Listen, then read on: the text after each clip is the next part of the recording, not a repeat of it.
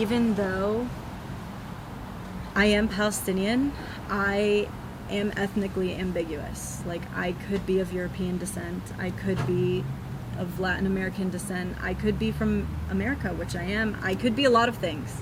A lot of people have told me that because I'm not outwardly Middle Eastern looking, that I don't endure the same hardships as everybody else. And I do recognize that. But at the end of the day, if we were living during segregation, I would be on the colored side of the room. Just because I was born in America doesn't mean that they consider me one of them.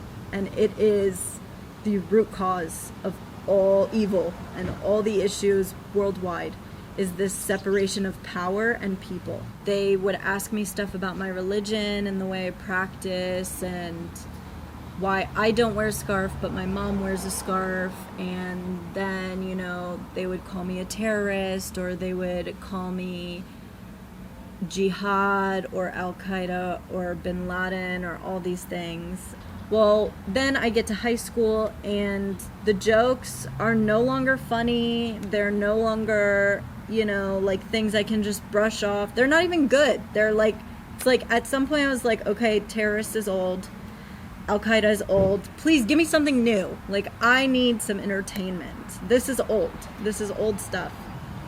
They bullied me to a point where I never talked about where I came from. I never tried to talk about Palestine. I never tried to talk about really any of it because I just wanted to avoid the subject as a whole. I dyed my hair blonde to, I guess, try and fit in. I'm not really sure why I did it. To this day, it's still my worst look, and it haunts me.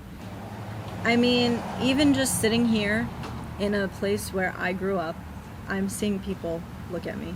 I see people side-eyeing me. I see people want to say things to me, and I know that they do, and if they want to, they can come up to me and they can talk to me.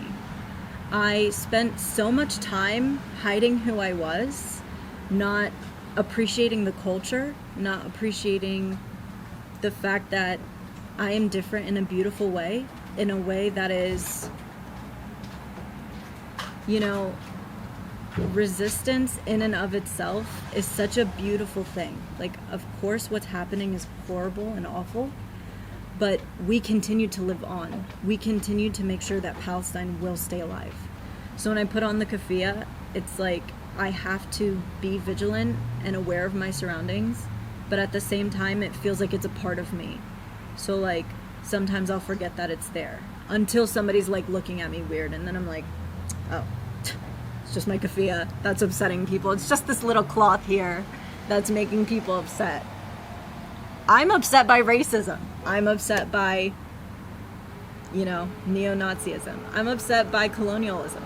I'm upset by ethnic cleansing. But they don't care about that. So I don't care about what they have to say either.